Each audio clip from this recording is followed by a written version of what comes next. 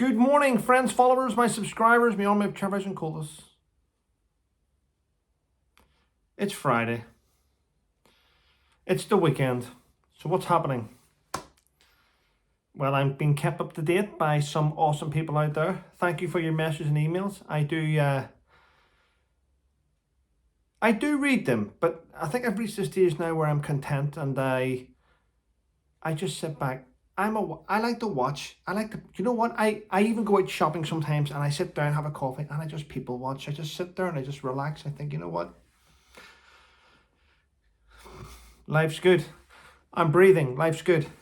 D-Day yesterday, wasn't it? 80 years anniversary. Oh my God, I've been watching the hypocrisy though. Oh, the hypocrisy. The hypocrisy from politicians and celebrities that all year round ignore certain things and then all of a sudden come out with little D-Day things. You know, we must never forget. Yeah, but you forget for 360. You forgot for like every year right up until D-Day. Then you remember. Then you forget all year round. Then you remember. The hypocrisy of people is outstanding. And I just sit back and laugh. Maybe that's why when you call me, I don't answer. Because I know you're full of shit. Yep. Certain phone calls, I just look at it and go, nah. Waste of my oxygen, even passing it on to that person. I just ignore it. Yep. I think we all do that to certain people when they call us, don't they? We look at it and go, nah, it's not worth my time. Yeah, but D-Day, yeah. I've been watching a lot of things unfold. The Daily Mail and the media. I mean, the Daily Mail went out into New York. Reporters in New York asking young people, do you know what D-Day is? Of course young people probably don't know what it is. And then making fun of them. Yep, well done Daily Mail for that. I looked at it. But what made me laugh is this. The Daily Mail, so they sent a journalist out, reporter, whatever you want to call it, prick, out into New York to question the children and then write a story. 90% of the Americans that we asked don't know anything about D-Day. Somebody said, maybe is it to do with bombs? Others. And then the Daily Mail went on to write about D-Day. Check it out. The Daily Mail didn't even know anything about D-Day, really. They just went on to Wikipedia and wrote down shit.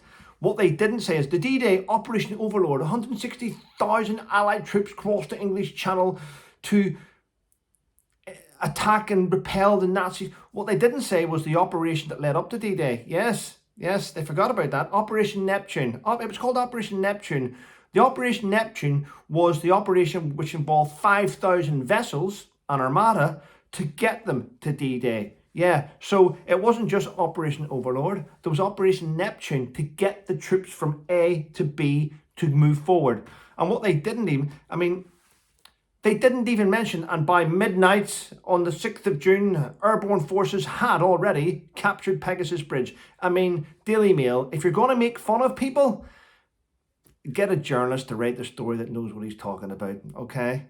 It comes out quite pathetic. Don't make fun of people if you have a journalist that's a retard. Just my opinion. There we go. Yeah. Now, I don't know everything about D-Day. No, I don't. I've read books. I've read history things. I've listened to soldiers that were there a few years ago now, actually. And I've taken what I can from it. So, yeah. And I'm thankful. Okay? You have to be thankful. Anyway, today is an important day, isn't it? Yes. All the high society will be gathering in London when the Duke of Westminster gets married. Yes. Everyone who's anyone will be there. And if you're not there, you're not anyone. Yes. I've been reading a lot of stories. Yes. Yeah. We know who's not going, don't we? Yes. Why are they not going? Because they would want to record everything with the little microphones and stuff. No, honestly, this is not for Netflix. No, it's not. This is just us chatting. Yeah. We're chatting amongst ourselves. Yeah. Camera in the hat. Yeah, nah. But I'm glad they're not going. Yes. It just goes to prove it that whenever you turn into an arsehole and you treat everyone badly, eventually karma catches up to you. So there we go. What we're seeing now is karma, which is good. And the Reform Party are doing quite well. Yes, they've overtaken. They've overtaken Green Party, the Liberal Democrats, and they're heading out. The polls heading out, and they're doing quite well. And that's only with what That's after a week.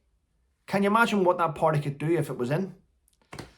As I said, where I live, there is no one standing for UKIP, so I will be voting for the Reform Party. And the reason being is, why not?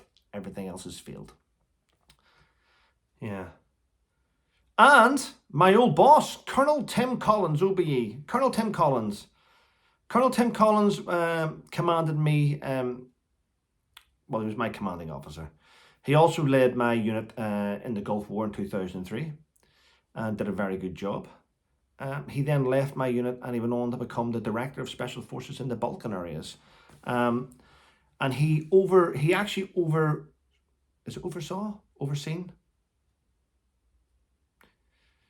presided over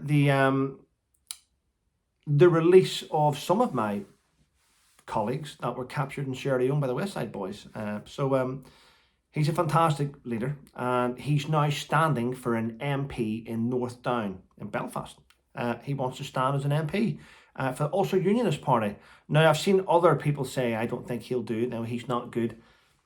These are people that pretend they've served with him, and they haven't served with him. They've probably been in the same place as him, but they certainly haven't served with him. The people that are commenting about it. I mean, imagine commenting going, oh, Tim Collins is, oh, he's a great guy, but I think he needs to stand down. You know, he's going to split. How can you split the... Let me get this through to people. How can Tim Collins, standing in an area to become an MP, split the vote? Northern Ireland is already under Sinn Féin rule. They have the First Minister. They're in control of Stormont. I know, I never thought I'd actually say it, but they haven't done a bad job. The only thing that lets down Sinn Féin at the minute in Northern Ireland is the fact that it's the shit against the veterans and it's a shit against historical allegations. But if that was solved, then Northern Ireland could move forward immensely. But I think Tim Collins will do well. He's a great officer, great leader, great talker. When he said he's going to do something, he does it. So he's the perfect person for a politician, actually. For many years, he was on the peripherals with military contracts and things, and so he knows how to get things done. So I wish him all the best, actually. I really do. Yeah. And I'm hearing that George Clooney has phoned up President Biden and give him a mulligan. Can you imagine that? George Clooney, an actor, phoning up the president to give him a mulligan. Now, George Clooney would never have phoned up Donald Trump. George Clooney would never have phoned up Obama. He would never phone up any other president. Right now, the fact that George Clooney has phoned up Joe Biden and bollocked him shows you how weak the US president is and what people think of him.